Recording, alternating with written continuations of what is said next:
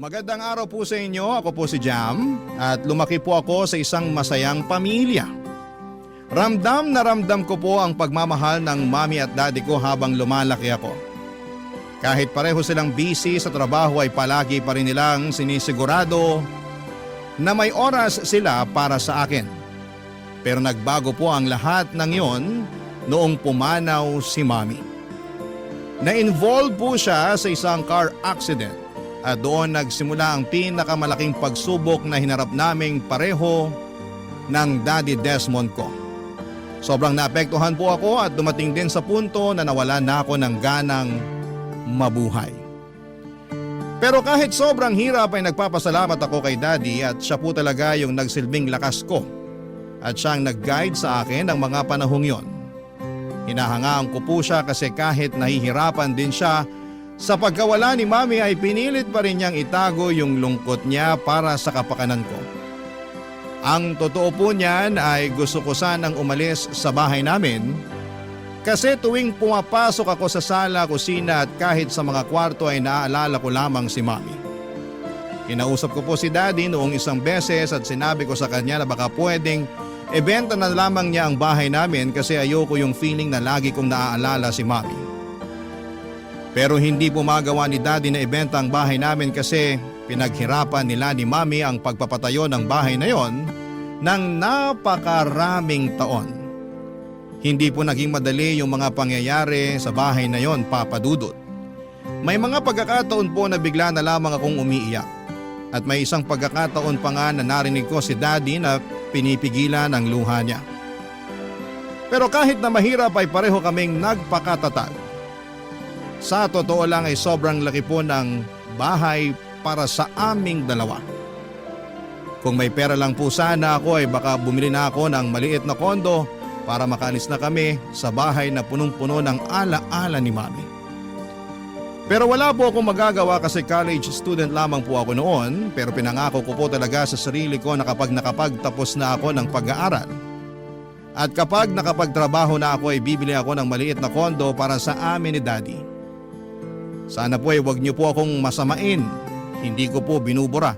Ang mga ala-ala ni Mami gusto ko lamang po na magkaroon kami ng fresh start ni Daddy. Pero sa ngayon ay titiisin ko na muna ang buhay namin na puno ng masasaya at malulungkot na mga ala-ala. Lumipas ang ilang buwan mula nang namatay si Mami habang tahimik ako na nag-aaral sa kwarto ko ay biglang pumasok si Daddy at kinausap niya ako tungkol sa isang bagay na hindi ko po inaasahan na pag-uusapan namin, Papa Dudut.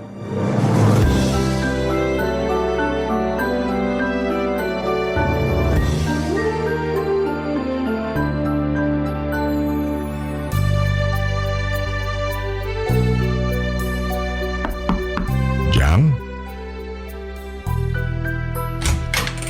Daddy? Bakit? Ano po yon? Sorry anak, mukhang nakaistorbo pa yata ako sa pag-aaral mo.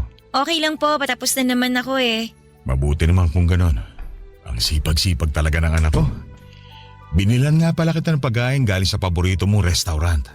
Kunin mo na lang mamaya sa loob ng rep ha. Sige po, thank you. Nga pala, gusto sana kitang kausapin. Tungkol saan po? Alam mo naman na ilang buwan na rin nakakalipas simula nung nawala sa atin ang mami mo, hindi ba? Sa totoo lang, hindi pa rin ako nakaka-move on sa pagkawala ni Mami. Daddy naman kasi, ibenta na natin tong bahay. Mas lalo lang tayong nadidepress dito kasi naaalala lang natin si Mami. Anak, alam mo naman na hindi ko pwedeng gawin yun. Ipinundar namin ang mami mo ang bahay na to ng napakaraming taon. Naiintindihan ko naman po. Pero sana pag-isipan nyo na lang po yung suggestion ko. Sa tingin ko po mas makakabuti yun para sa ating dalawa. Huwag ka mag-alala. Ipapaalam ko naman sa iyo yung magiging desisyon ko kung sakali. Basta po, wag niyo akong iiwan ha. Ano ka ba naman? Huwag ka nga mag-isip ng ganyan. I love you po, Daddy. Payakap nga. I love you too, anak. Nga pala, tungkol sana dun sa gusto kong pag-usapan natin. Bakit po? Ano po ba yun? Nakikita ko kasi na nade-depress ka tuwing naaalala mo mami mo. At ganun din naman ako. At sa palagay ko, oras na para magkaroon na tayo ng kasama dito sa bahay. Ano pong ibig niyong sabihin? Kukuha po tayo ng kasambahay? 19 years old na po ko, Daddy. Hindi na po natin kailangan ng kasambahay. Hindi yun ang ibig kong sabihin. Ang ibig kong sabihin, okay lang ba sa'yo kung magkakaroon ka ng bagong mami? Ano? Ganun na lang po ba kadali sa inyong palitan si Mami? Daddy, ayoko. Okay na po ako, tayong dalawa lang ang magkasama dito sa bahay. Anak, pakinggan mo muna kasi ako. Sana mabigyan mo ng chance ang tita Vanessa mo. Napakabait niyang tao. Sigurado kung magugustuhan mo siya at magkakasundo kayo. Ayoko! Wala pa nga isang taon simula na mamatay si Mami eh. Hindi ako makakapayag sa gusto niyo mangyari, Daddy. Para din naman sa'yo to eh. Talaga po ba? Para nga ba talaga sa akin yon o para sa sarili niyo? Alam mo naman na lahat ng ginagawa ko ay para sa'yo, hindi ba? Sobrang unfair niyo naman po. Ganun na lang ba talaga kadali palitan si Mami? Hindi ko pinapalitan ng mami mo. At maniwala ka, walang makakapalit o makakapantay sa mami mo. Ang gusto ko lang naman magkaroon ka ng mother figure. Bahala kayo. Basta wag na wag niyo siyang patitirahin dito sa bahay natin. Hindi mo pa nga nakikilala ang tita Vanessa mo pero hinuhusga mo na kagad. Kilalanin mo muna yung tao. Wala nang dahilan para makilala ko pa siya. Kala ko pareho tayong nalulungkot dito sa pagkawala ni Mami. Yun pala nakapag-move on na kayo. Anak, wag mo naman ako pagsalitaan ng ganyan. Kaya ako nga sinasabi ang lahat ng to sa'yo Kasi gusto kong maging handa ka sa pagdating ng tita Vanessa mo sa buhay natin. Hindi ako makakapayag na pumasok sa buhay natin ng babaeng yon. Jam, please naman. Huwag niyo na po akong pilitin kasi kahit kailan, hindi ko mapapalitan si Mami tulad ng ginagawa ninyo. Sige na, lumabas na kayo sa kwarto ko. Gusto ko na po mapag-isa.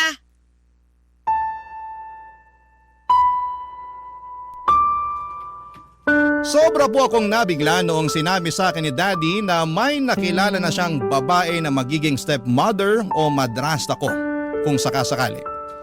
Sobrang unfair kasi, Papa Dudut, hindi pa nga ako nakaka-get over sa pagkawala ni Mami tapos ngayon ay ipapakilala na ako ni Daddy sa isang babae na hindi ko naman kaano-ano.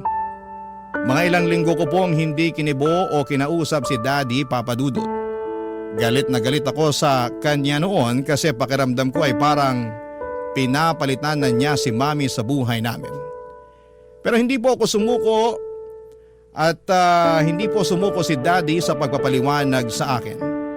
Sabi pa nga niya, hindi niya ako pipinitin at tanggapin kaagad si Tita Vanessa sa buhay namin. Ang hiling lamang ni Daddy ay respetuhin ko si Tita Vanessa at hayaan ko sana siya na ipakita sa akin na karapat-dapat siya na maging stepmother ko. Sinabi din sa akin ni Daddy na sa bahay na daw titira si Tita Vanessa kasama namin. At as expected ay nag-away naman kami. Nahirapan na nga ako sa ideya ng pagkakaroon ng stepmother tapos ngayon ay patitirahin niya pa sa bahay. Pero wala rin akong magagawa kasi anak lang naman ako at si Daddy pa rin ang may karapatan sa bahay namin. Kaya kahit na hindi ako komportable sa pagkakaroon ng stepmother ay may tiwala pa rin naman ako kay Daddy. Kaya makalipas ang ilang araw ay sumang-ayon na rin ako sa desisyon niyang patirahin si Tita Vanessa sa bahay. Naisip ko rin na kung eto yung magpapasaya kay Daddy siguro ay okay na rin yon. Kesa makita o marinig ko siya na palihim na umiiyak dahil sa pagkawala ni Mami.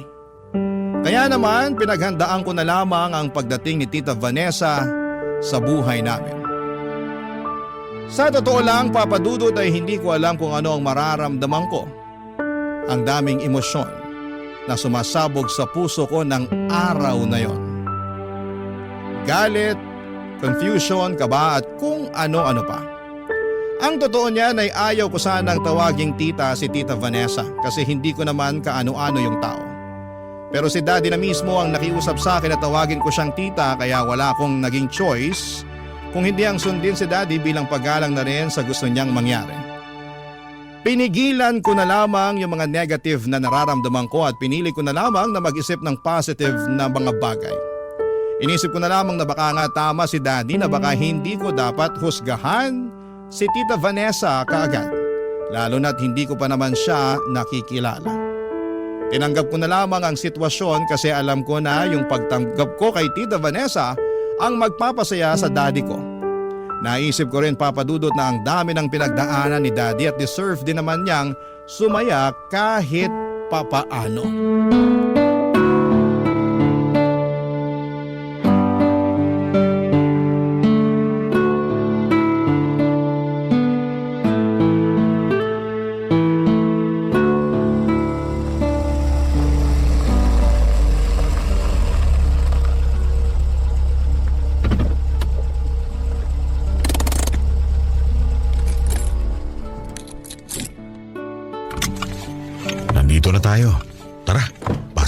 sa loob.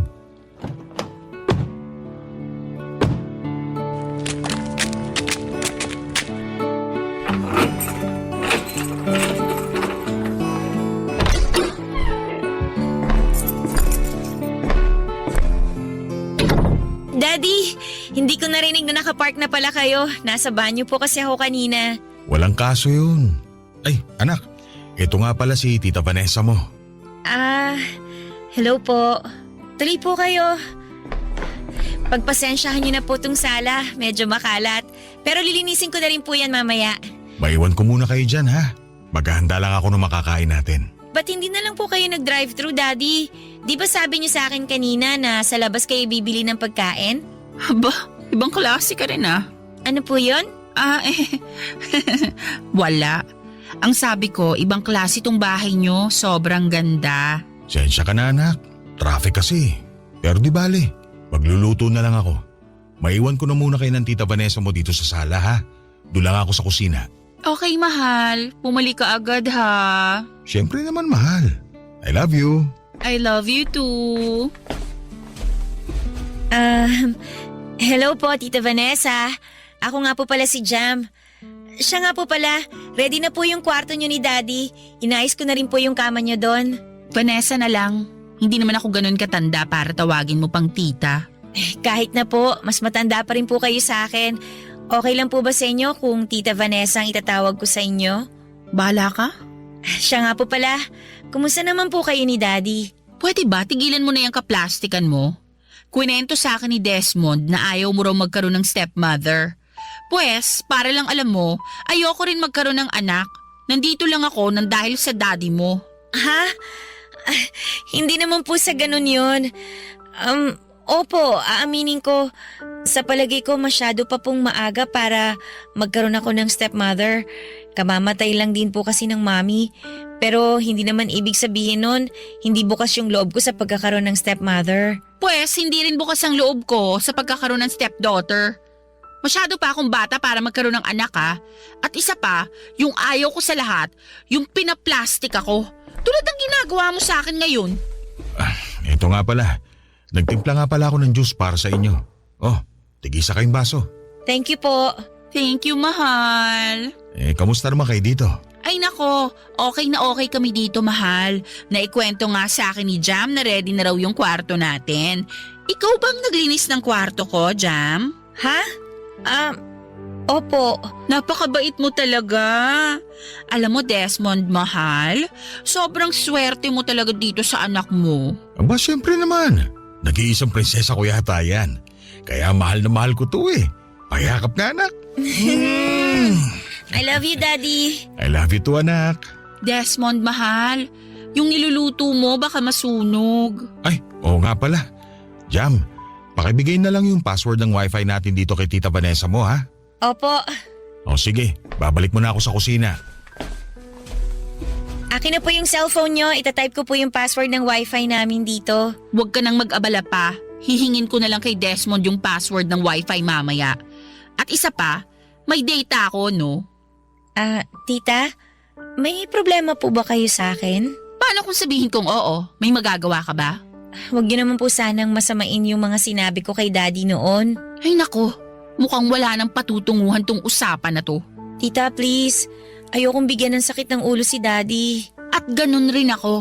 Ayoko rin naman bigyan ng sakit ng ulo si Desmond. Kaya mas mabuti pa mag-iwasan na lang tayo ha.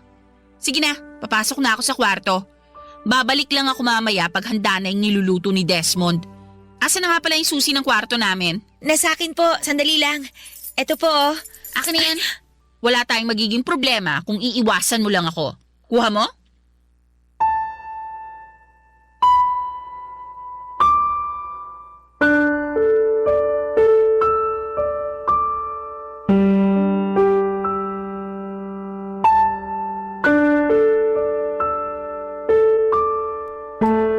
Sobra akong nabigla sa pakikitungo sa akin ni Tita Vanessa Papadudut.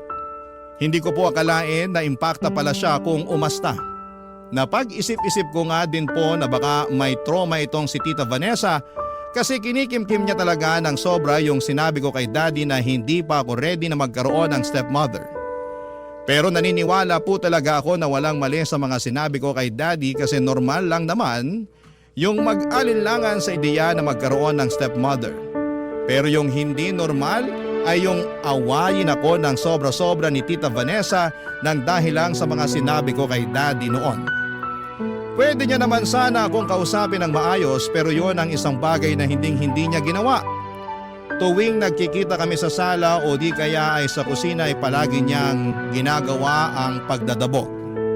Kung ituring niya ako ay para akong isang madilim na ulap o di kaya ay para akong may nakakahawang sakit. Sa totoo lang ay nagtitimpi lamang ako pero gustong gusto ko na talaga siyang patulan. Ako po kasi yung tipo ng tao na talagang lumalaban tuwing naaagrabyado pero kapag si Tita Vanessa na ang pinag-uusapan, ewan ko ba, tumitiklop ako. At bigla na lamang akong nananahimik at hindi ko magawang labanan si Tita Vanessa dahil ayoko nang bigyan ng sakit ng ulo si Daddy. Kasi kahit masungit si Tita Vanessa sa akin ay nakikita ko naman na masaya silang pareho ni Daddy. Kaya ako na lang mismo ang nagpaparaya para wala nang maging problema. Pero papadudot makaraan ng ilang linggo ay mas lumala ang sitwasyon. May isang beses na habang naguhugas ako ng mga plato ay inihagis ni Tita Vanessa yung pinagkainan niya. At dahil doon ay nag-crack ang plato sa lababo. Doon na po ako hindi nakapagtimpi at naglakas loob na talaga ako para kumprontahin si Tita Vanessa. Pero inirapan niya lamang ako at nag-walk out siya bigla. Grabe! Sa tingin ko talaga ay pinaglihi sa sama ng loob ang babaeng yon kasi never niya pa talaga akong itinuring na parang tao. At kung sa tingin ninyo po na yung paghagis ni Tita Vanessa ng pinagkainan sa lababo ang pinakamalalang ginawa niya, ay nagkakamali po kayo, Papa Dudut. Barangay Love Stories. Barangay Love Stories. Papa Dudut, makalipas ang ilang linggo ay nagkaroon po ako ng mataas na lagnat at pakiramdam ko talaga ay hihimatayin na ako noong araw na yon. At habang alalang-alala si Daddy sa kalagayan ko ay eto namang si Tita Vanessa ay nagkaroon pa ng lakas ng loob para bumato ng mga nakakaimbyernang hirit tulad ng lagnat lang yan, lilipas din yan at huwag mo nang ipa-check up yan, sayang lang sa pera. Pero kahit na ganoon ay dinedman na lamang ni Daddy si Tita Vanessa at pinili niya pa rin akong dalhin sa ospital. Nako! Kung hindi lang ako nilalagnat noong araw na yon ay baka talagang nasa bunutan ko na siya, Papa Dudut. Pero sa totoo lang ay bilib na bilib ako sa sarili ko kasi kahit na ganon siya ay nagawa ko pa ring magtimpi at manahimik na lamang. Pero alam niyo po kung ano ang mas nakakainis. Yung sobrang in love si Daddy kay Tita Vanessa. Parang wala na siyang ibang iniisip kundi si Tita Vanessa lamang at parang gusto ko nang maniwala na nagayuma si Daddy kasi parang handa siyang gawin ang lahat para sa stepmother ko pala. Sa tingin ko ay nagawa kong pagtiisan si Tita Vanessa kasi abala ako sa mga school work ko at hindi naman ako ganon ka-immature para patulan pa siya. Tuwing may ginagawa siyang nakakainis ay iniisip ko na lamang na para din kay Daddy ito. Kasi habang lumilipas sa mga araw, mas nare-realize ko na gusto ko din na makapag-move on na si Daddy sa pagkamatay ni Mommy. Pero alam niyo naman po na bilang tao, may limitations din po ang lahat. Isang araw habang ginagawa yung assignment ko sa sala ay dumaan si Tita Vanessa at naitabig niya yung kape na nasa mesa at nabasa ang laptop ko. Grabe, Papa Dudut, galit na galit ako noon. Lahat ng importanteng files ko ay nasa laptop na yon. Buti na lang talaga at gumagana pa yung laptop ko noong mga panahon na yon. Yung mga pasimple at nakakainsultong hirit ni Tita Vanessa ay kaya ko pang pagtiisan. At kahit noong inihagis na niya yung pinagkainan niya sa lababo, sinubukan ko pa rin siyang intindihin. Pero yung ginawa niya sa laptop ko ay ibang usapan na yon, Papa Dudut, kasi doon nakasalalay ang pag-aaral ko. Lumabas na yung pagka-dragon ako noong araw na yon at tinodo ko na talaga ang pagkumpronta ko kay Tita Vanessa, Papa Dudut.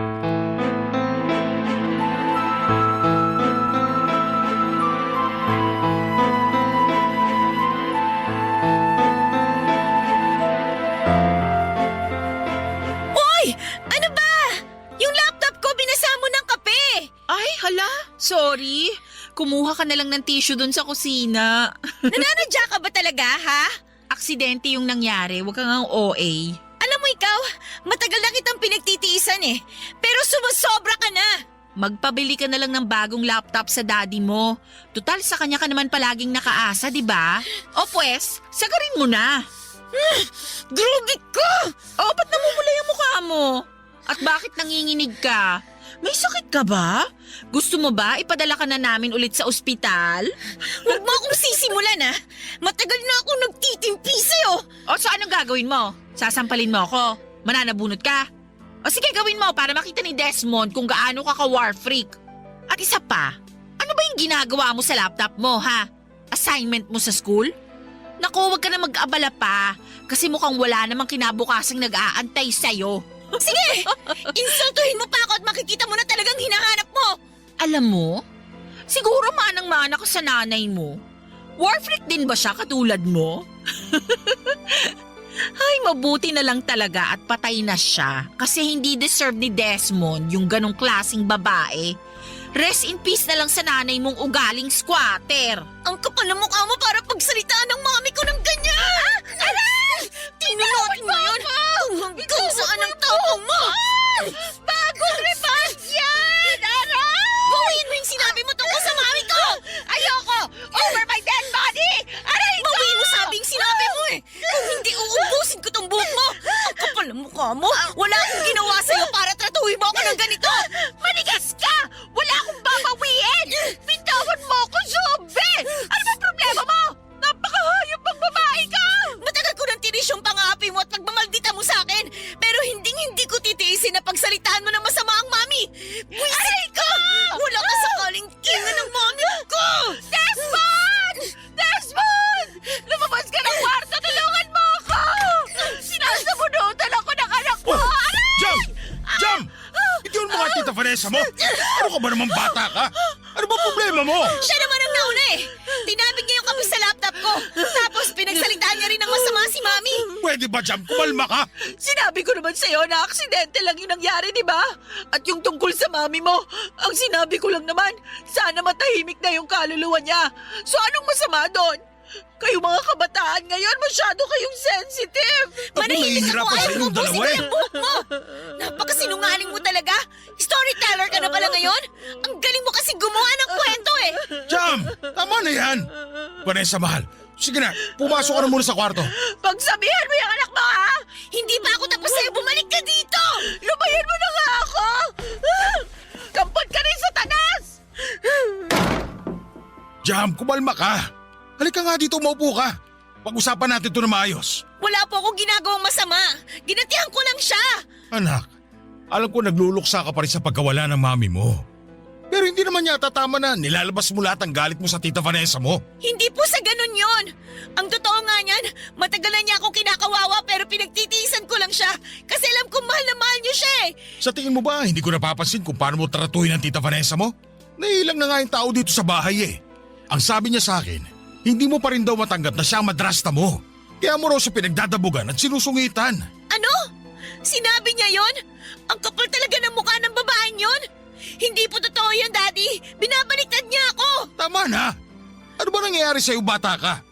Alam mo, kung buhay lang ang mami mo, sigurado ko hindi siya magiging proud sa'yo. Wala po kayong karapatan para sabihin yan. Anak, I'm sorry. Pero hindi ko na talaga alam kung anong gagawin ko sa'yo eh. Simulat sa pool pa lang, alam kong tutol na tutol ka na sa ideya na magkaroon ng madrasta. Pero kailangan bang umabot pa sa ganito? Nakikinig po ba kayo sa akin? Ako tong minamaltrato niya. Binabaliktad niya yung sitwasyon. Hindi kita pinalaki para magsinungaling. Palagi kong kasama ang Tita Vanessa mo. At alam ko hindi kanya magagawang kawawain. Sigurado po ba kayo na kilala niyo siya? Saan niyo po ba kasi napulot ang babaeng yon? Hindi kita pinalaking bastos ha. Malalagpasin ko ngayon yung kawalan mo na respeto. Kausapin mo na lang kami. Paganda ka na humingi ng tawad sa Tita Vanessa mo. Nang mga panahon na yon, pakiramdam ko po talaga ay parang wala nang makakaintindi sa nararamdaman ko. Ang hirap pala sa pakiramdam na minsan na nga lang akong magsalita o magsumbong tapos ay hindi pa ako papakinggan. At ang mas masakit pa ay sarili ko pang tatay ang hindi naniniwala sa mga sinasabi ko.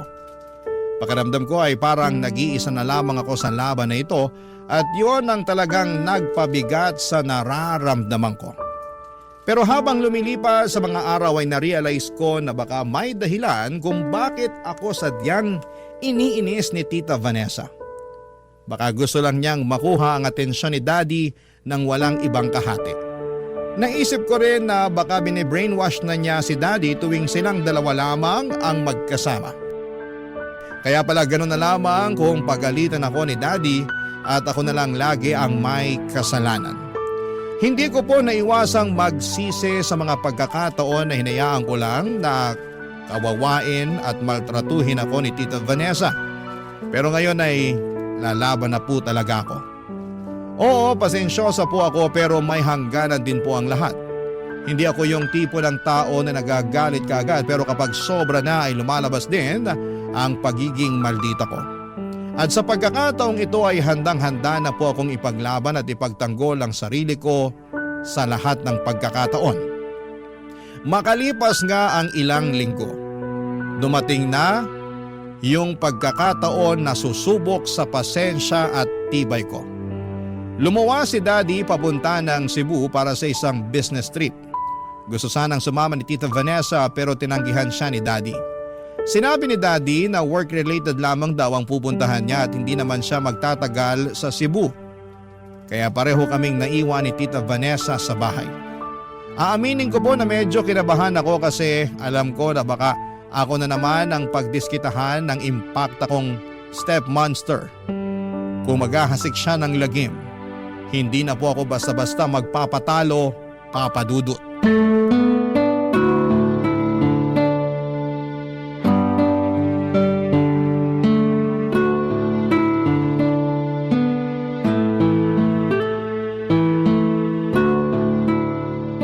Bantayan niyo itong bahay habang nasa Cebu ako, ha? Syempre mahal, kami na ang bahala dito. Di ba, Jam? Jam, anak. Huwag na huwag mong susungitan to si Tita Vanessa mo. Ay nako, hindi na po ako magsasalita.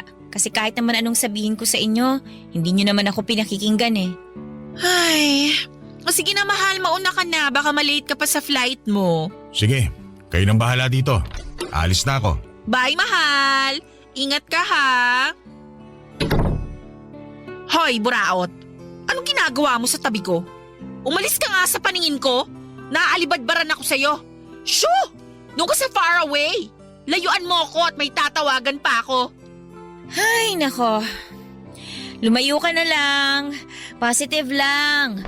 Huwag kang mananabunot at huwag mo nang patulan yung plastic na yan. Mas nakakatanda pa rin besh, sa'yo yan. Ano na? Nakaset na ako para sa party. Papag-aral na nga lang sa sala. Apat? Ano ba naman yan, girl? Ang konti naman. Party to, girl, hindi prayer meeting. Dagdagan nyo pa yung mga bisita. Ang laki-laki nitong bahay, oh. Tapos magdala na rin kayo ng alak, okay? Ay, ako na nga sa bahay, tapos sa akin nyo pa iaasa yung alak? Wow, ang spoiled nyo, ah. Mawalang galang na ho, Tita Vanessa. Magpapaparty ka sa bahay? Alam ba ni Daddy to, ha? Girl, tatawagan na lang kita mamaya, ha? May liligpitin lang akong kalat. O sige na, bye.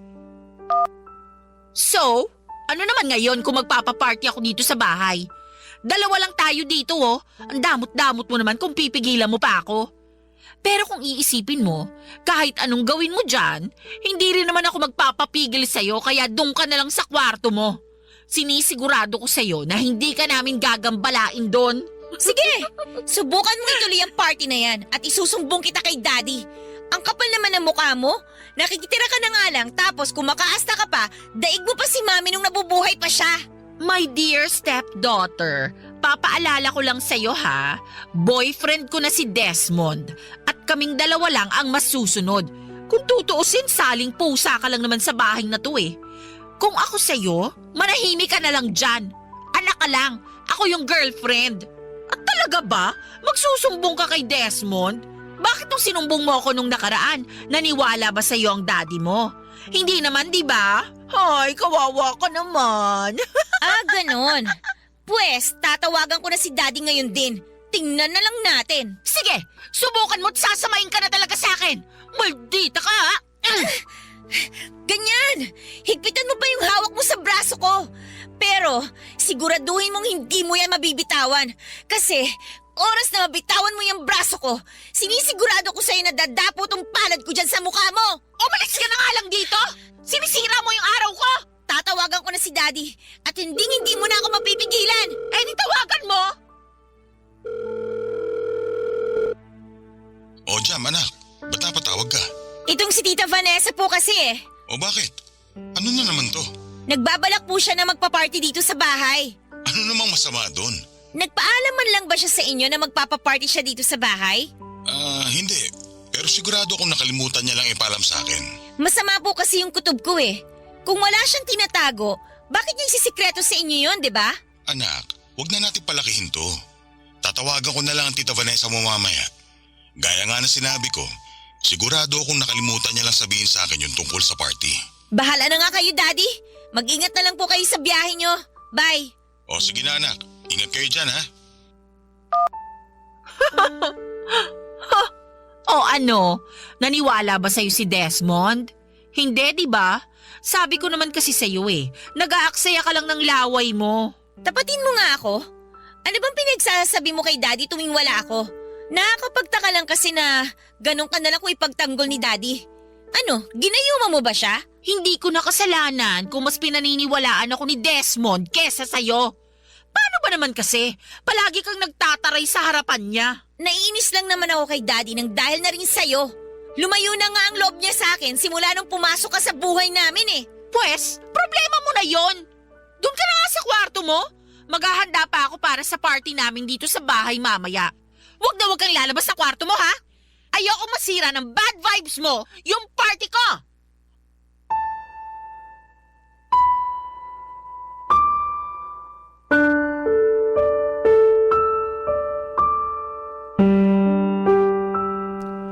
Noong araw na yon ay wala na po akong nagawa kung hindi ang magkulong sa kwarto at manahimik. Natuloy po yung party ni Tita Vanessa sa bahay at grabe. Halos hindi po ako nakatulog dahil sa ingay ng music at tawanan nila ng mga kaibigan niya. Masasabi ko po talaga na ganong magparty ang mga taong patapon ng buhay. Pero sa kabila ng lahat ay sinuot ko na lamang ang headphones ko at tiniis ko na lamang kasi wala naman akong kakampi sa bahay ng mga panahong yon. Nag-concentrate na lamang ako sa mga schoolworks ng mga time na yon.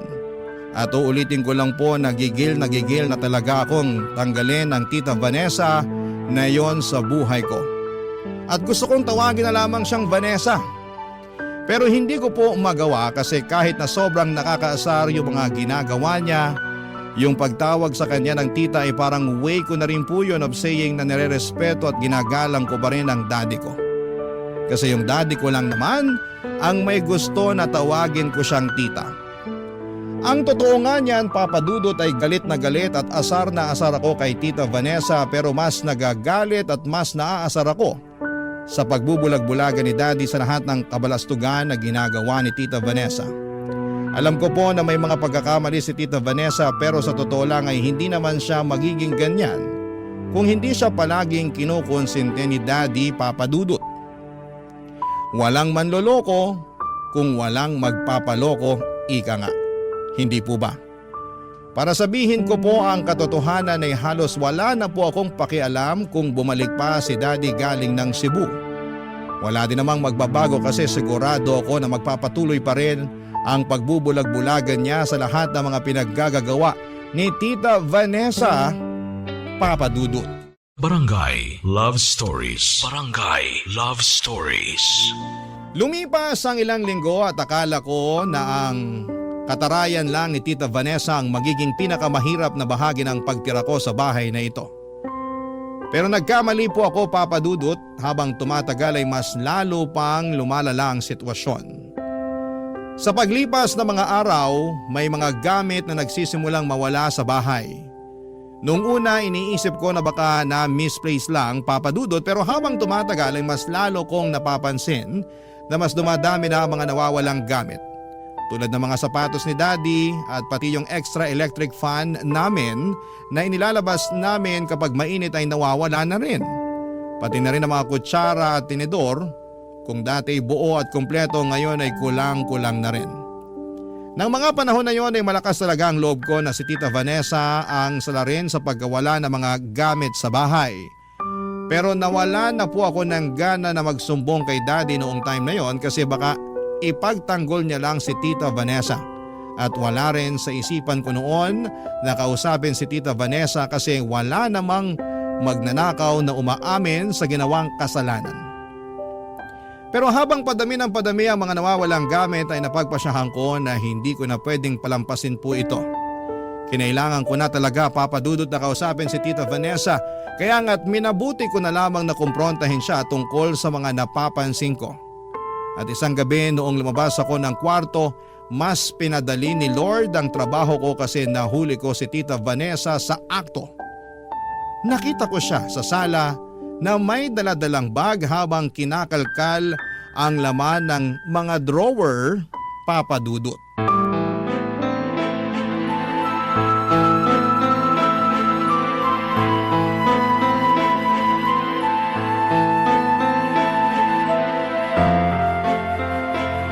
Tita Vanessa! Jam! Sabi ko na nga ba ninanakawan mo kami. Kaya pala unti-unting nawawala yung mga gamit dito sa bahay. Dahan-dahan ka sa pambibintang mo. Wala akong ginagawang masama, ha? Paano mo ipapaliwanag yung ginagawa mo ngayon, ha? Bakit nakakalat yung mga gamit sa sahig? At bakit may dala kang bag? Tamang hinala ka rin eh.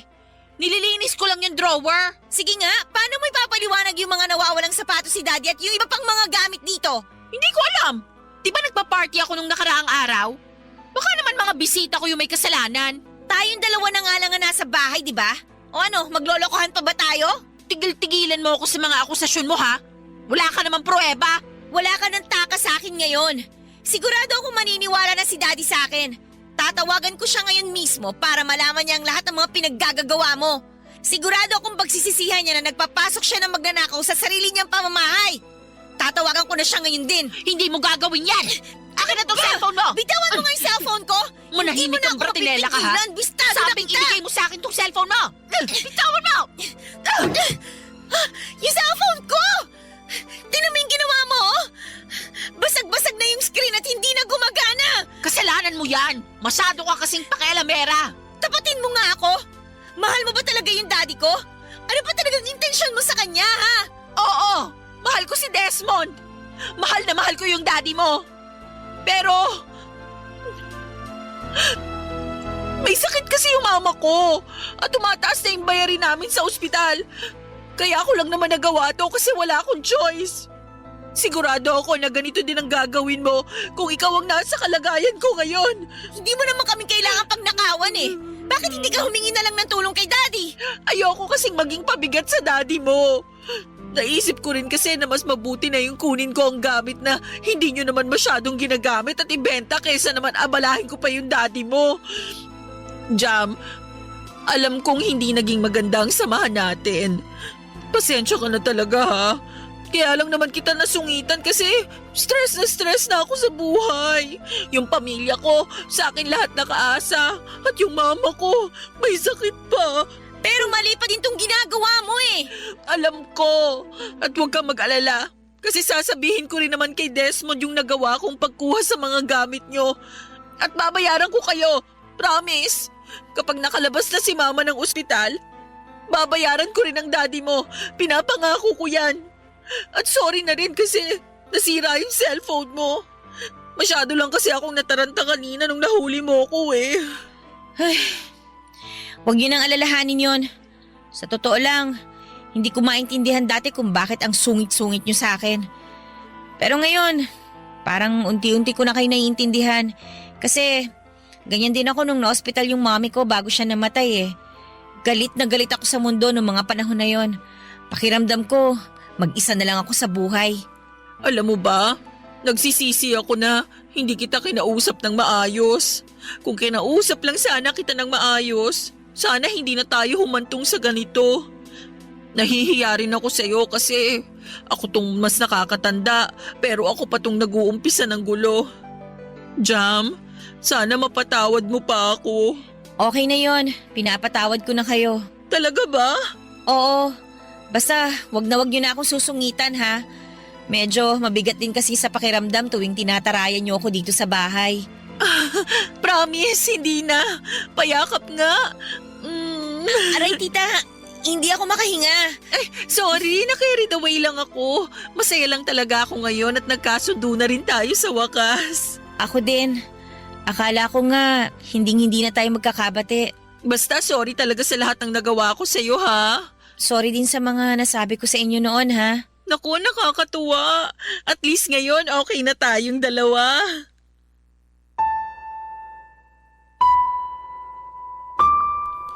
Papadudot, gumaan po ang pakiramdam ko noong araw na yon at sobrang saya ko po kasi hindi ko na akalain at darating pala yung araw na magkakabati kami ni Tita Vanessa.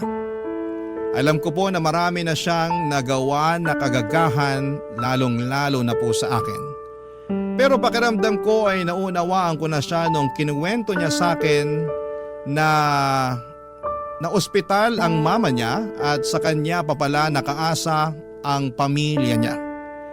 Mas lalo din po akong na-excite sa pagbabalik ni Daddy galing ng Cebu kasi sigurado ako na pagdating niya, makikita at mararamdaman na niya na walang tensyon dito sa bahay. Sa tingin ko po ay mas magiging masaya siya sa akin at sana'y magtuloy-tuloy na ang magandang samahan namin bilang isang pamilya. Pero yun lang po, may maliit na aberya. Habang nasa Cebu kasi si Daddy ay hindi ko na siya matatawagan kasi nasira yung cellphone ko. Napaka-frustrating po noon lalo na at gusto ko pang makipag-communicate sa kanya. Mabuti na lang po at may nakatago akong ipon sa tokador ko. Isang bagay kasi na itinuro sa akin ni Mami noong nabubuhay pa siya ay yung mag-ipon dahil hindi mo talaga alam kung kailan mo kakailanganin. At totoo nga po kasi sa wakas ay nakabili ako ng bagong cellphone gamit ang naipon kong pera galing sa allowance na ibinibigay sa akin ni Daddy. Akala ko po papadudod ay magtutuloy-tuloy na yung maganda naming samahan ni Tita Vanessa. Pero isang araw, nang tatawagin ko na sana siya sa kwarto niya para kumain ay narinig ko siya na tumatawa. Akala ko nakikipagtsekahan lang siya sa mga kaibigan niya pero nang pumunta po ako malapit sa pintuan niya ay narinig ko siyang tinatawag yung kausap niya sa cellphone na babe. At doon po ako nagulat. Parang bigla akong natameme at na-shock. Pero malakas talaga ang kutob ko na may ginagawa na namang kaduda-duda itong si Tita Vanessa kaya tinapangan ko na po ang loob ko at hinanda ko na ang sarili ko para kausapin siya sa pangalawang pagkakataon. Pero sobrang gulat ko na lamang po kasi noong binuksan ni Tita Vanessa ang pintuan ng kwarto ay nakita ko na may dala-dala siyang maleta, papadudot.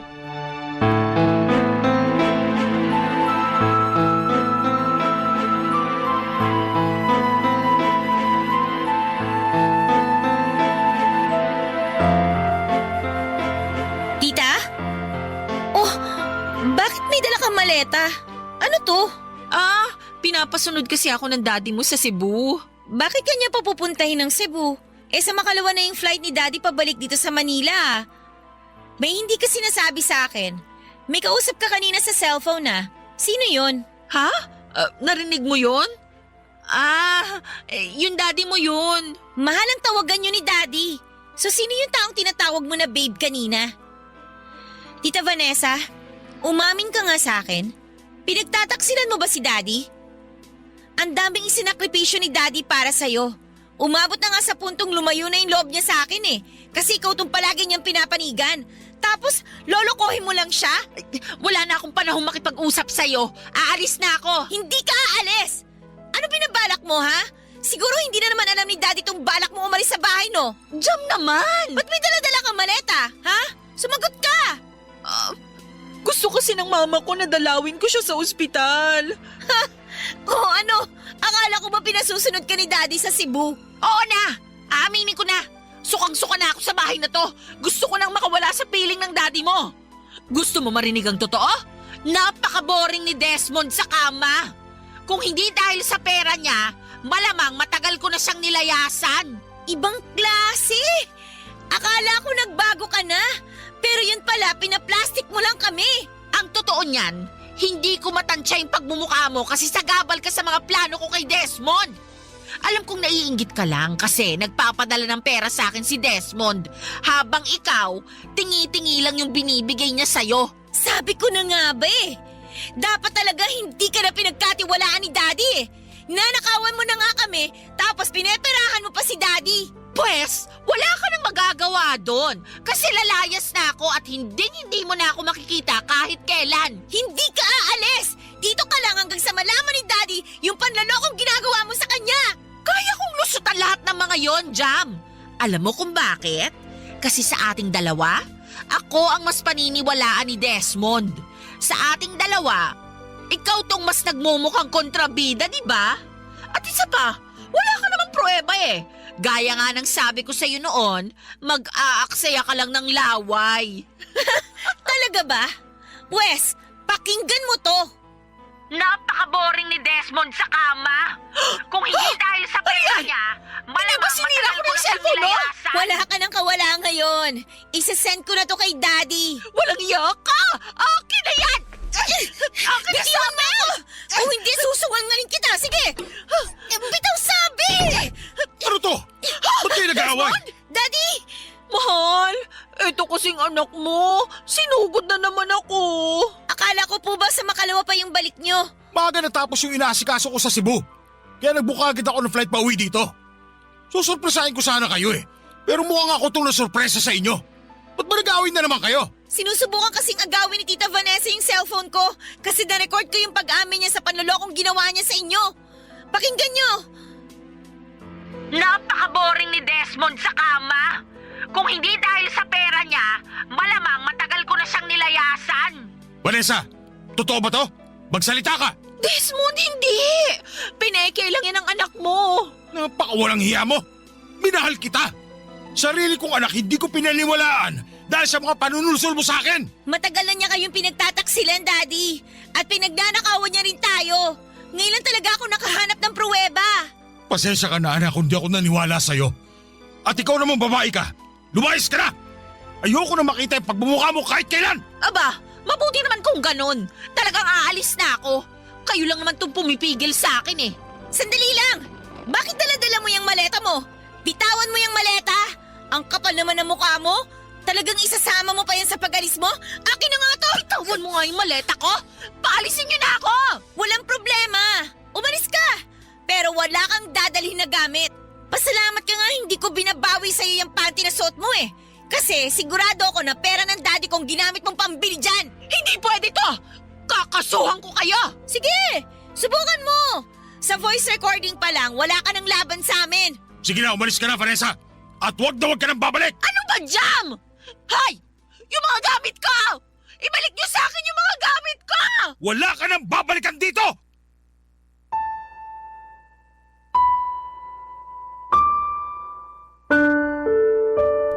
Papadudot sobrang sayo ko po ng araw na yon kasi ramdam na ramdam ko na bumalik na yung closeness namin ni Daddy.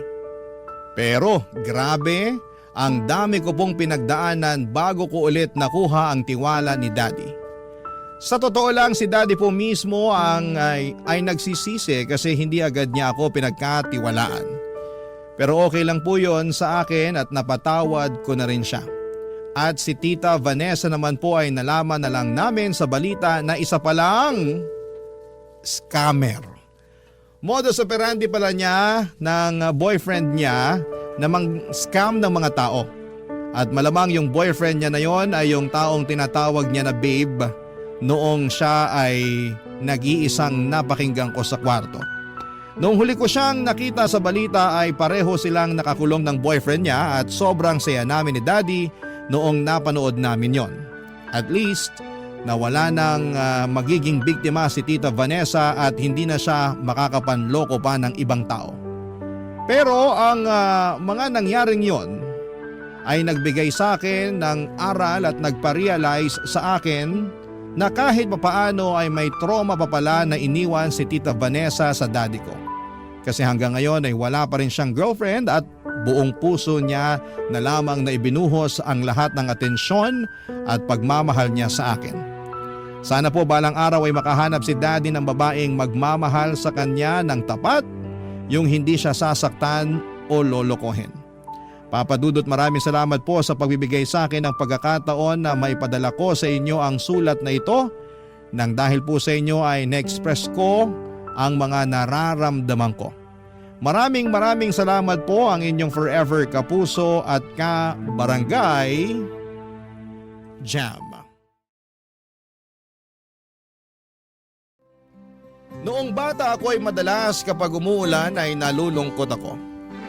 Hindi kasi ako noon makalabas para makapaglaro, pero palaging sinasabi ng mama ko na biyaya ang ulan sa mga natutuyong halaman at lupa. Kaya naman habang tumatanda ako ay sinaisip ko na hindi palaging malungkot tuwing tag-ulan. Parang sa buhay lang ng tao, pana-panahon. Minsan maaraw at minsan naman ay maulan. Bago ko ipagpatuloy ang kwento ng buhay ko ay gusto ko munang bumati ng isang maganda at mapagpalang araw sa ating mga kabarangay na nandyan sa Pilipinas. Itago niyo na lamang ako sa pangalang Raquel. 33 years old at sa ngayon ay dito na naninirahan sa India kasama ang aking Indian husband at aming mga anak. Taong 2024 lang kami nag-migrate dito, pero sa Pilipinas isinilang ang mga anak namin. Nagtatrabaho po bilang engineer ang Mr. ko rito at isa naman akong housewife. Pero ang ikukwento ko sa inyo ay yung buhay ko sa Pilipinas noong mga panahong bago mag-pandemic. Bali taga-Pasig kami ng mama ko at pagtitinda ng ulam ang kinabubuhay naming mag-ina, Papa Dudut.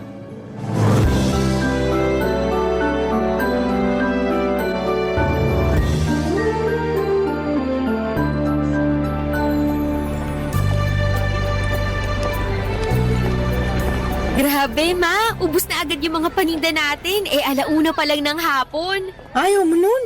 Maaga tayo makakauwi't makakapagpahinga. Kaya nga po, aga rin nating nagising kanina. Medyo inaantok na ako. Matulog kapag uwi natin kasi ako may pupuntahan pa pala. Saan po? Sa kumari ko. May labada ako sa kanya. Sayang naman kung di ko pupuntahan. Hindi po ba kayo pagod?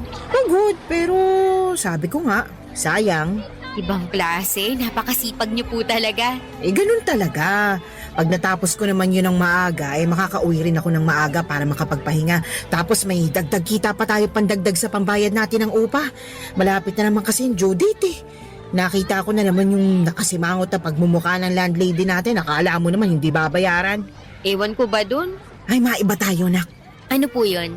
Ewan ko lang kung ako lang ang nakakapansin, pero kursunada kayata nung isa nating customer.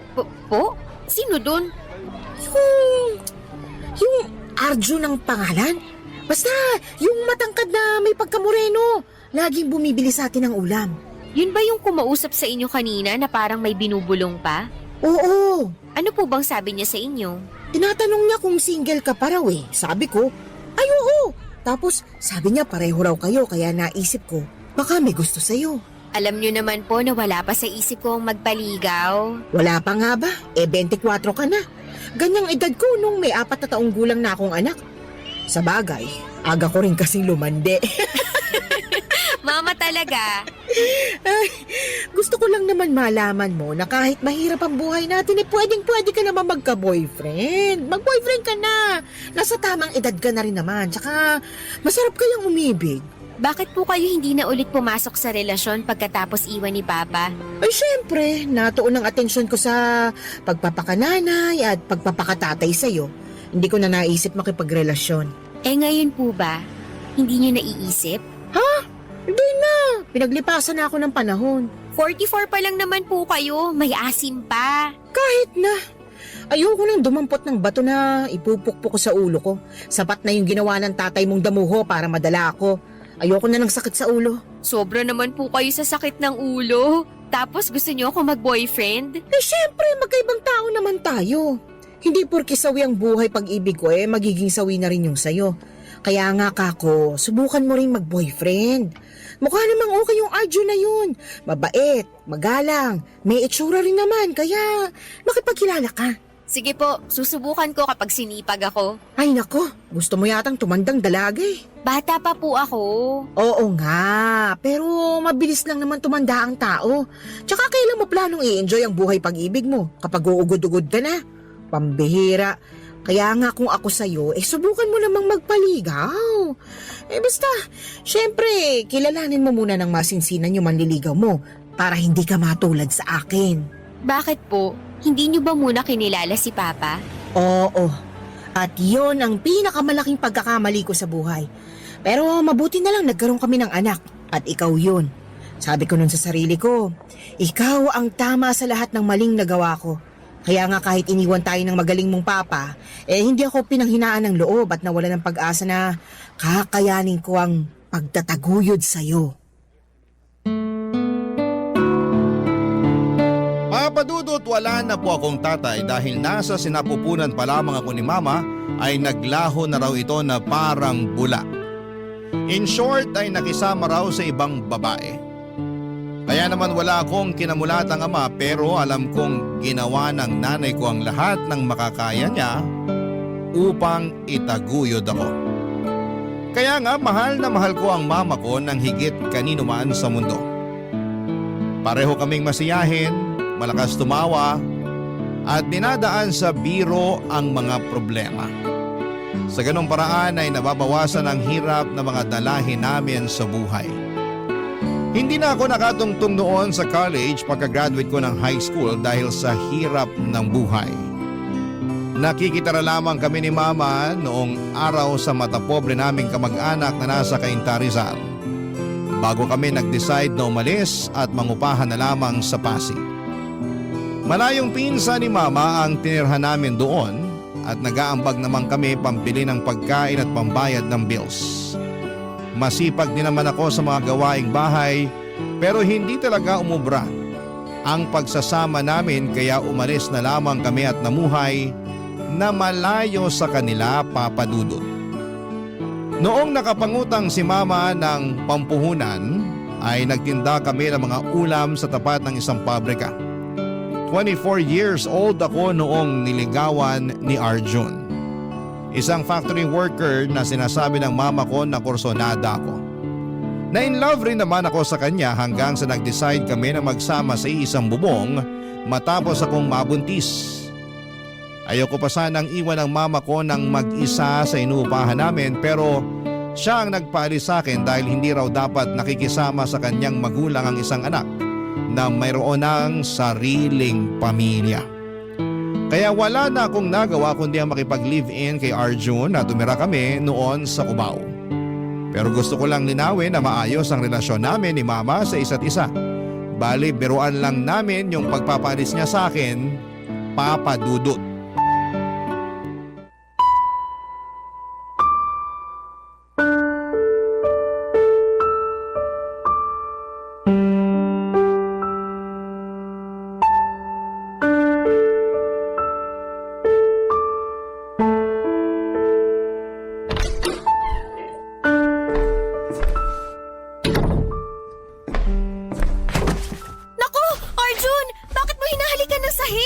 Sira ka ba? Hindi ko hinahalikan ng sahig. Nawalan lang ako ng balanse kaya tulungan mo na lang akong tumayo. Oo, sige. Huwag mo nga ako hawakan. Kanina sabi mo tulungan kita, tapos bigla mo kong itutulak at sasabihin mo ngayon na huwag kitang hawakan? Oo, hindi mo ba narinig? Bingi ka siguro. Hindi ako bingi At ikaw, bakit ka lasing? Ano bang pake mo kung lasing ako? Nanay ba kita? Di naman, di ba? Hindi nga, pero baka nakakalimutan mo na kinakasama mo ko. Saka nanay ako ng magiging anak mo. Anong magiging anak ko? Wala pa akong magiging anak. Napakasira ulo mo. Dahil sa kalasingan mo, nagawa mong kalimutan ang sarili mong anak. Pwede ba? Huwag kang maingay dyan. Daig mo pa yung manok. Hilig mong pumutak. At bakit hindi kita na? Aray! Bakit mo ako sinampal? Yan ang dapat sa'yo. Sinabi ko na kasing manahimik ka. Sobra ka na. Akala mo kung sino ka. Sige, kapag hindi ka pa nanahimik dyan, paduduguin ko na sa suntok ko yung bunganga mo. Gagawin mo talaga sa akin yun? Oo naman! Bakit hindi? At kailan ka pa natutong manakit ng babae, Arjun? Ngayon lang, kasi nakakabulahaw ng mga kapitbahay ang bunganga mo. Sige, sabihin mo, paanong hindi kita bubungangaan? Wala kang sabi-sabi sa akin na nakipag-inuman ka pala. Baka lang hindi mo alam kung anong oras na, oh. 12:00 na ng madaling araw. Kanina pa ako alalang-alala sa yung damuho ka. Ay, talaga naman! Sige, subukan mo. Kundi magsisisigaw ako lalo para mabulahaw na natin yung mga kapitbahay natin. Napaka-eskandalosa mong babae ka! Wala ka na bang hiya? Bakit ako mahihiya? Ikaw nga yung walang hiya. Sumusobra ka na talaga, ha? Nanggigigil na ako sa'yo! Mas nanggigigil ako sa'yo. Ay, peste ka talaga! Halika nga rito! Aray, bitiwan mo ako, Arjun! Bitiwan lang kita kapag natutok ang ilugar ang sarili mo sa pamamahay na to! Paanong ilugar? Alam ko naman kung anong lugar ko rito. Alam daw, pero kung makapagsalita ka dyan, akala mo kung sino ka. Niyayabangan mo pa ako? Kung paduguin ko na talaga yung bunganga mo. Sabihin mo, bitaw! Sige, sabihin mo! Please, Arjun, bitiwan mo na ako. Kanina pa ako nasasaktan eh. Bibitiwan lang kita pag nag-sorry ka sa akin. Sabihin mo, sorry, kasi masyado ako nagmamarunong. Sorry na kasi masyado ako nagmamarunong. Sorry na. Yan, ganyan nga. Sige pa, mag-sorry ka pa. Dali. Sorry na talaga. Sabihin mo, sorry na, master. Dali, sabihin mo. Bakit ko naman sasabihin yun? Sasabihin mo ba o bubunutin ko na lang lahat ng buhok mo sa anit? Sasabihin ka na. Sige na, naghihintay ako. Sorry na, Master. Patawarin niya na ako. Ganyan nga. Madali naman ako kausap eh. Oh, ayan. Sa sunod, ilugar mo yung kaingayan mo para hindi ka nasasaktan. Nakakairita ka kasi. Buti ba, natutulog na ako. Huwag kang maingay dyan, ha. Good night.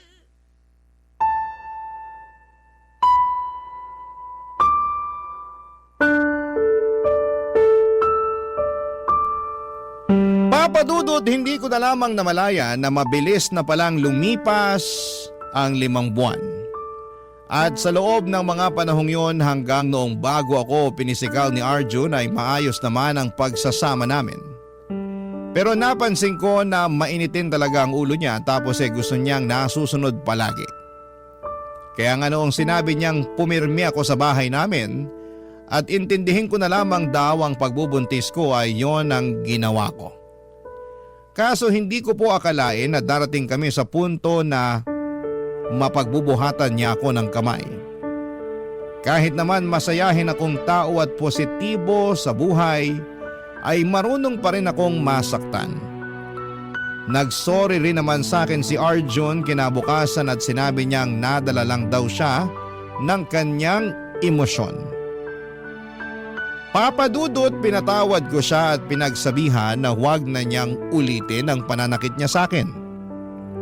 Hindi ko rin po siya sinumbong sa mama ko dahil ayokong masira ang imahe niya bilang kinakasama ko at tatay ng magiging anak namin, Papadudot. Barangay Love Stories. Barangay Love Stories. Papadudot, lahat tayo ay nakagagawa ng katangahan at kabobohan sa buhay. Hindi po yon maiiwasan dahil tayo ay tao lamang. May kasabihan nga na charge it to experience. Na ang ibig sabihin ay matuto tayo mula sa mga pagkakamali natin sa buhay at magsilbi na lamang aral sa atin ang masasalimuot na karanasan na ating pinagdadaanan. Pero ang masasabi ko lang ay napakalaking katangahan na pinatawad ko si Arjun dahil umasa akong hindi na niya uulitin ang pananakit sa akin. Pero mali ako dahil sa tuwing nalalasing siya, napipikon o nagagalit sa maliliit na bagay ay para bang may switch button sa utak niya na bigla na lamang pumipitig para makapanakit. At lahat ng iyon ay natiis ko hanggang sa sumabit ang kabuwanan ko sa pagbubuntis. Ewan, super tanga na lang talaga siguro ako ng mga panahong yon. dahil hinayaan ko si Arjun na pagbuhatan ako ng kamay kahit na pinagbubuntis ko ang aming anak.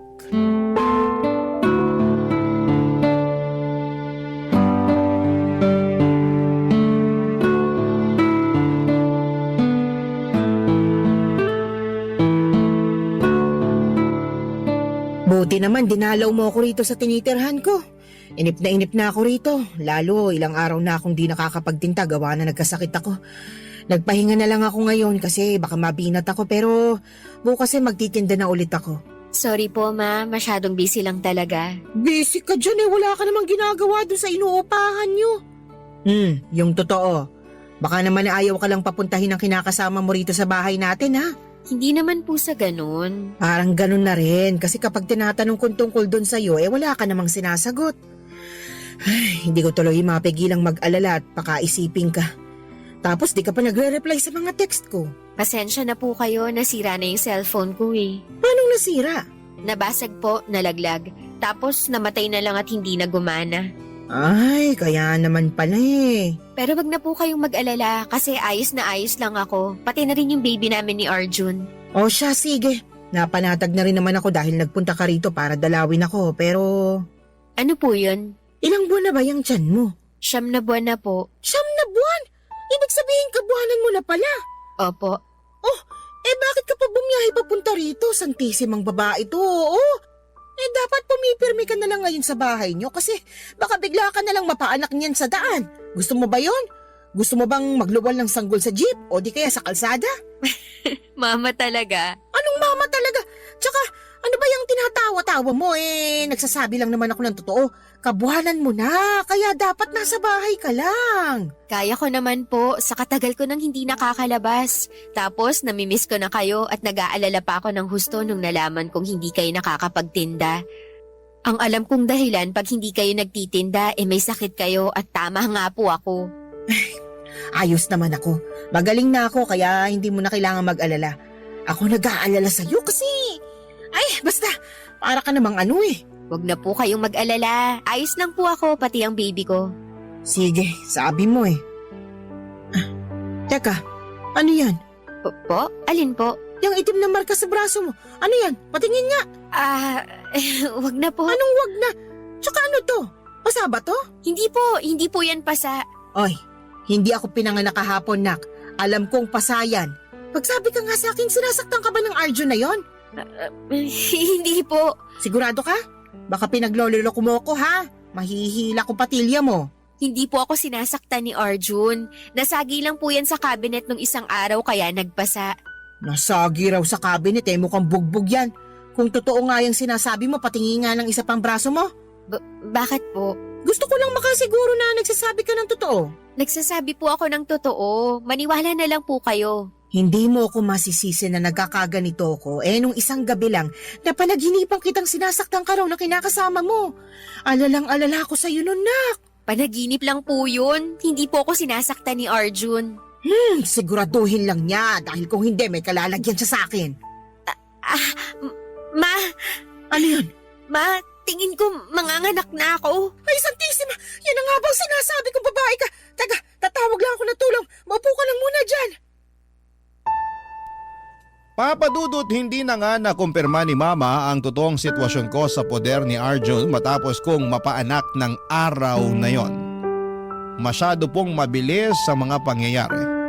Mabuti na lamang dahil naisugod naman ako kaagad ni Mama sa pinakamalapit na paanakan at ligtas kong naisilang ang baby girl namin ng kinakasama ko. Dali-dali ring dumating si Arjun sa ospital matapos siyang tawagan ni Mama at kitang-kita ko pa ang pag-aalala sa kanyang mga mata. Tuwang-tuwa rin ang kinakasama ko noong nakita na niya ang aming anak. Hinalikan pa nga niya ako sa noo at nagpasalamat sa akin dahil ginawa ko raw siyang tatay. Siyempre, lumambot ang puso ko sa ginawa niyang yon at naisip ko na maaaring simula na yon ang pagbabago niya at pagiging mabuting ama at kinakasama sa amin ang kanyang anak. Nangako rin naman sa akin si Arjun na hindi na niya ako sasaktan. Pero mabilis na nagdaan ang 2 buwan ay napako lang ang kanyang pangako, Papa Dudut.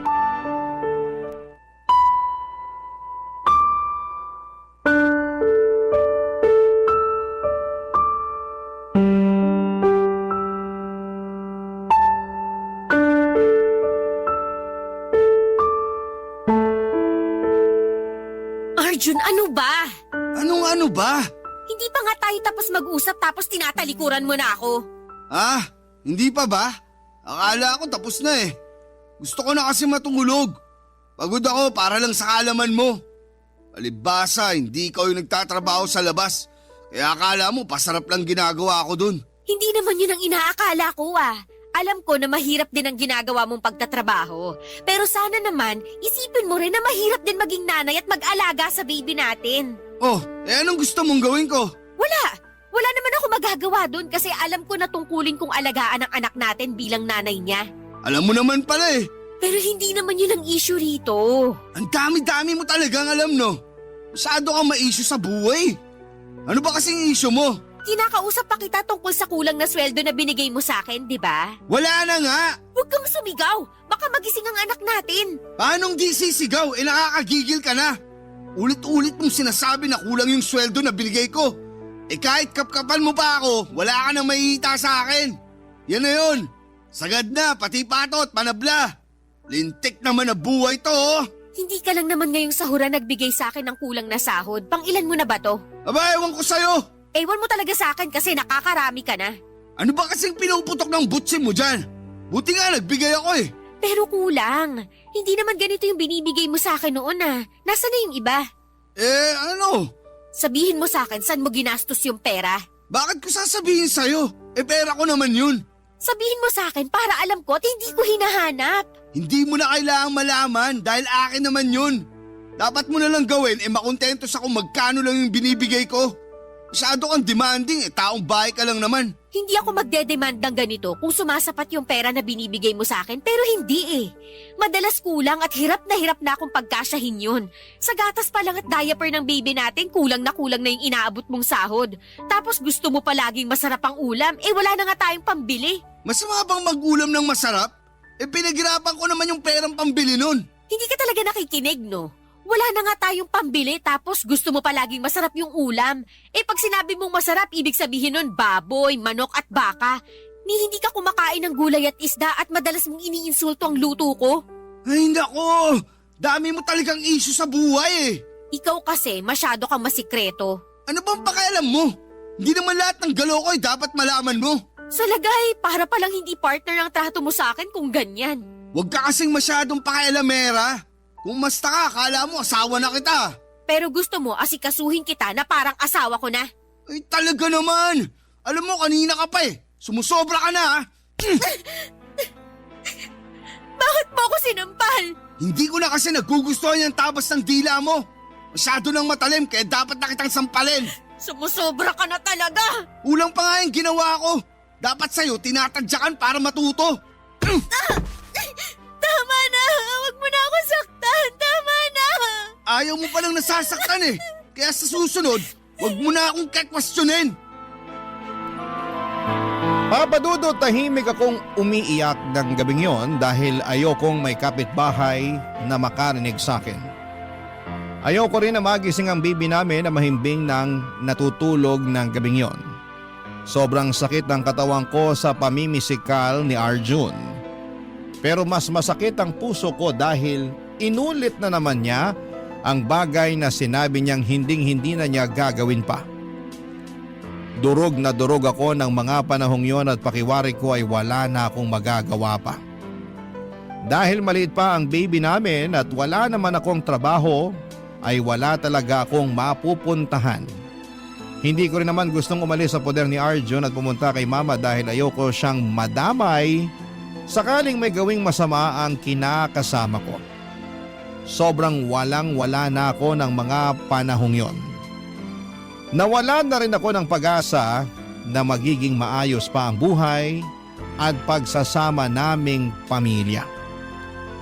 Dalangin ko na lamang ng mga oras na yon na hipuin ng Diyos ang puso ni Arjun upang magbagong buhay siya. Papa Dudut. Barangay Love Stories. Barangay Love Stories. Papa Dudut, mukhang narinig ng Diyos ang panalangin ko sa Kanya. Dahil hindi na masyadong namimisikal ang kinakasama ko sa paglipas ng mga araw. Paminsan-minsan na lamang kapag napipikon siya dahil hindi na talaga mawala sa ugali niya ang pagiging magagalitin. Pero nag-level up naman sa katarantaduhan si Arjo noong nagsimula siyang malulong sa sugal at pambababae. Nang mga panahong yon ay kakaisang taon lang ng anak namin. Bukod doon, habang tumatagal ay pakiramdam ko ay may naiipong galit sa akin ang kinakasama ko. Gusto na kasi niya akong magbuntis pero hindi ko sinabi sa kanya na palihim akong nagpalagay ng implant para hindi niya mabuntis.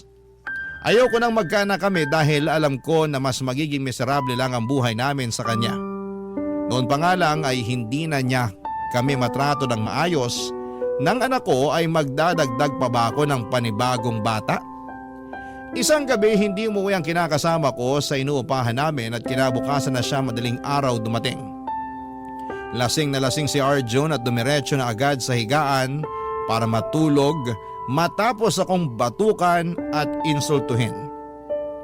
Tapos nung magising siya, bandang alas 9 ng umaga ay mainit na naman ang ulo niya dahil late na raw siya sa kanyang trabaho, Papa Dudut.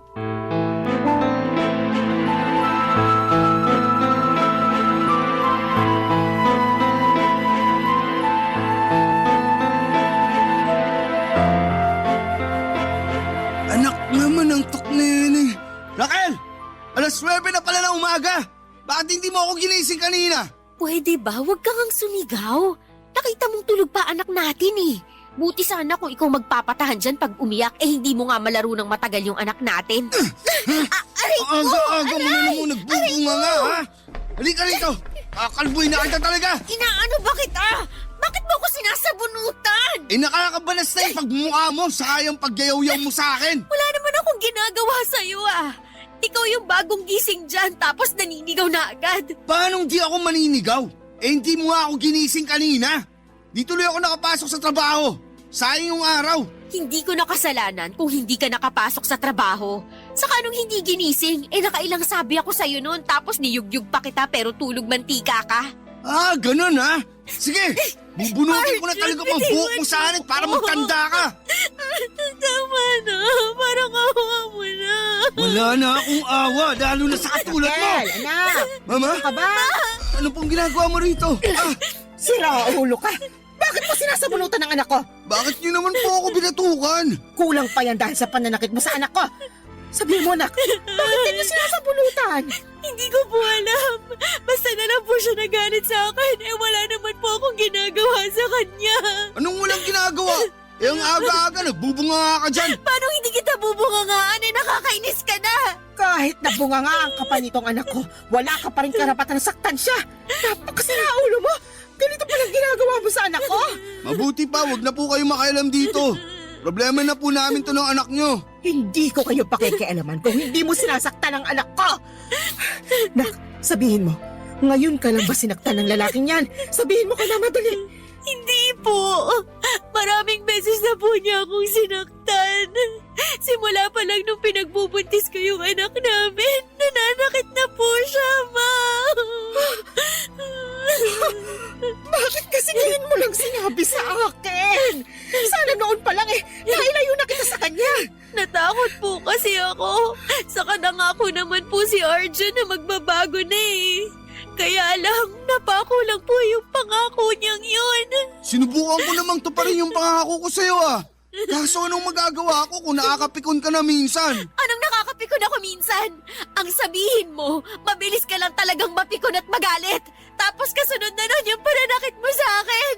Sapat na yung dahilan para may kalagyang kang lalaki ka. Sobra ka na sa ginagawa mo sa anak ko.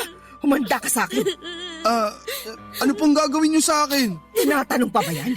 Di irereklamo kita para makulong ka. Napakakapal ng pagmumukha mong saktan ng anak ko ay mag-isa ko lang yung tinaguyod ng araw.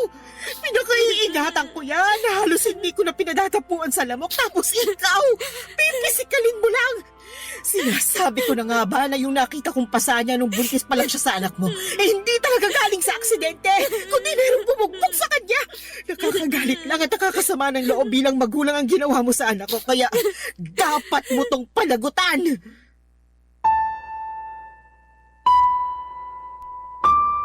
Papadudot galit na galit ang mama ko nang aktwal niyang makita ang pananakit sa akin ni Arjun.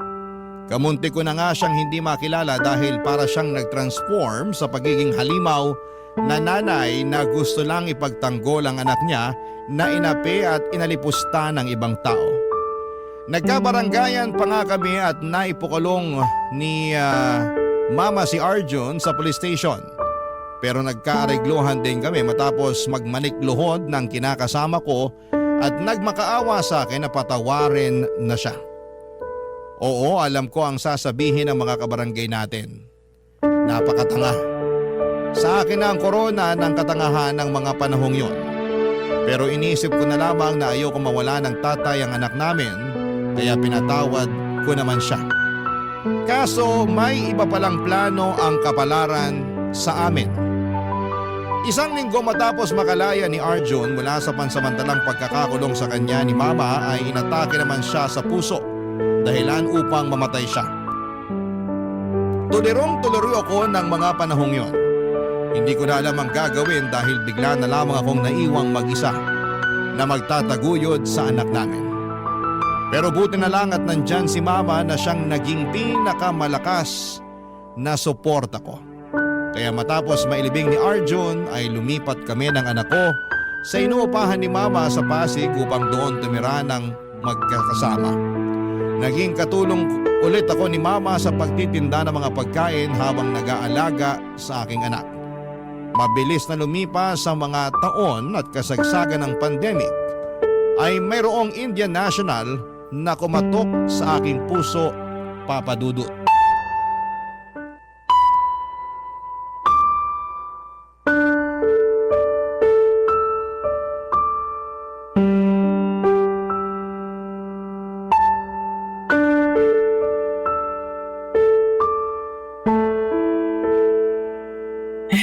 Alam mo, marami akong napagtanto ngayong dumadaan ng buong mundo sa pandemyang ito.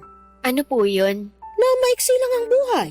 Kaya dapat gawin mo lang ng gawin yung bagay na magpapasaya sa'yo. Kahit po masama at nakakasakit ng kapwa, gagawin mo kasi dun ka masaya? Parang gaga ka naman kausap eh. Siyempre, hindi mo yun gagawin. Masama nga't nakakasakit ng kapwa, di ba? Isip-isip din. Hindi yung parang utak mo nasa talampakan mo na. Sobra naman makareact si mama, nagtatanong nga lang po ako. Ayusin mo kasi yung tanong mo. Nakakapikon ka eh. Kita mo seryoso ko rito na nagsasabi ng saloobin tapos gaganyanin mo ko. Naiintindihan ko naman po ang ibig niyong sabihin at sang-ayon po ako doon. Tingin mo may katapusan pa tong pandemyang ito? Meron naman po. Sana nga kasi. Nakakatakot na limitado na lang yung galaw natin eh. Saka tingnan mo, wala tayong pinagkakakitaan. Naniniwala naman po ako na magiging maayos ang lahat at unti-unti babalik yung dati. O sige, sabi mo eh. Ayoko naman ma-stress pa at pakaisipin na hindi nabubuti ang mundo. Kasi baka naman magkasakit ako. Nakakatakot pa naman magkasakit sa panahon ngayon. Baka mamaya i-quarantine ka bigla. Hindi po mangyayari yun, kalma lang po kayo. Kalmado na ako. Ay, maiba tayo. Kumusta kayo nung sinasabi mong Indian National na kachat mo? Ayos lang naman po. Nagugustuhan ka na ba niya? Hindi ko po alam pero nung unang beses na nag-usap kami, niyaya niya na agad ako magpakasal. Ganun ba talaga ang mga Indian? Ang bibilis. Baka kasi nakita niya sa'yo yung pagiging wife material kaya ganun. O anong sinabi mo? Sabi ko ayoko kasi wala naman sa plano ko ang pagpapakasal. Matapos nung pinagdaanan ko kay Arjun, ewan ko na lang kung hindi pa ako matakot na kumilala ulit ng panibagong lalaki. Tapos Indian pa to, hindi pa taga rito. Mababait naman ang mga Indian ah. May kaibigan akong Indian, maayos sila kausap at matitino. Yung iba pa nga sa kanila nakapangasawa ng Pinay. Pero natatakot pa rin po ako, saka ano? komplikado po ang relasyon namin kasi sinabi ko na sa kanya na may anak ako sa una kong kinasama. O ano sagot niya? Hindi raw po niya ako matatanggap kasi paniniwala nila dapat walang anak sa ibang lalaki ang babae na mapapangasawa nila. Sabi ko ayos lang naman sa akin kung hindi niya ako tanggapin dahil may anak na ako. Ayaw ko na rin sa kanya. Ganun ba yun? Hindi ka nasaktan? Nasaktan, pero hindi ko naman siya mapipilit na tanggapin ako. Saka ayoko na ako lang yung tanggapin niya. Dapat tanggapin niya rin ang anak ko dahil anak ko yun eh. Sa akin ang galing yun at hindi ko ipagpapalit sa kung sino mang lalaki ang anak ko. Hindi baling tumanda kung walang kasama sa buhay katulad niyo, ma. Ay, nadamay pa ako bigla. Totoo naman po, di ba? Totoo naman yon. At tama rin naman ang mga sinabi mo. Wag na wag mong ipagpapalit ang anak mo sa kung sino mang lalaki sa mundo dahil yung mga yan, marami yan, pwedeng palitan, pwedeng iwanan. Pero yung anak mo, iisa lang yan. Basta, ang focus ko na lang sa ngayon ang anak ko. Gusto kong magsumika para mabigyan siya ng maayos na buhay sa hinaharap. Gusto kong patunayan na kahit mag-isa lang ako na nagtataguyod sa kanya, kayang-kaya ko. Hindi ka naman mag-isa kasi kasama mo ko. Opo, ma. Salamat po kasi nandyan kayo sa tabi ko. Walang anuman. Saka, sino-sino bang magtutulungan? Tayo-tayo rin naman. Basta, magsikap ka lang sa buhay. Ako nang bahala dito sa anak mo. Alam mo naman na mahal ko tong apo ko eh. At hanggat malakas pa ako, aalagaan ko siya sa abot ng makakaya ko. Salamat po ulit. Maraming salamat po. Papa Dudut, malaki ang pasasalamat ko sa mama ko dahil hindi niya kami iniwan ng anak ko, lalo na noong mga panahong kailangan namin siya. At magpasa hanggang ngayon ay nananatili pa rin ang suporta at pagmamahal niya sa amin kahit na narito na kami sa India. Kung tatanungin ninyo ako kung ano ang nangyari sa amin ng Indian National na nagyaya sa aking magpakasal noon at nagsabi na hindi niya ako matatanggap dahil may anak ako sa ibang lalaki, ay siya pa rin naman ang napangasawa ko. Hindi niya rin kasi ako natiis at gusto niya na makipagbalikan sa akin. Pero hindi naman magkaibigan ang turingan namin sa isa't isa, doon niya pinagtapat na gusto niya pa rin akong mapangasawa. Tapos nagpunta siya noon sa Pilipinas nang bumalik na ang operasyon ng mga eroplano. Pinakilala ko siya kay mama at sa anak ko at masaya ako dahil nakaklose niya kaagad ang 2 taon na malapit sa puso ko. Lumipas ang 1 taon ay pumayag na ako magpakasal sa kanya doon sa India nang ako naman ang bumisita sa bansa nila para makilala ang kanyang pamilya at nagkaroon kami ng 1 anak na dito ko sa Pilipinas isinilang. Hindi nagtagal ay tuluyan na nga kaming nag-migrate sa India kasama ang buong pamilya ko. Si mama naman ay dumadalaw-dalaw sa akin dito kaya hindi ko nararamdaman na malayo kami sa isa't isa. Sa kasalukuyan ay nagpapasalamat ako ng husto sa may kapal dahil binigay niya ang isang matino, responsable, malumanay, magsalita at hindi nananakit na lalaki. Bukod doon ay mabuting ama rin siya sa aming mga anak. Masasabi ko na kahit masakit ang pinagdaanan ko noong araw sa dati kong kinakasama, ay maligaya naman ang aking puso ngayon na natupad na ang mga pangarap kong magkaroon ng pamilyang magmamahal at mamamayani ang pagmamahal sa bawat isa. Hanggang dito na lamang po ang sulat ko, Papa Dudut. Sana po'y kinapulutan ng aral at inspirasyon ng mga kabarangay natin ang kwento ng buhay ko. More power and God bless po sa inyong programa sa Barangay Love Stories. Ang inyong forever kapuso at kabarangay, Raquel.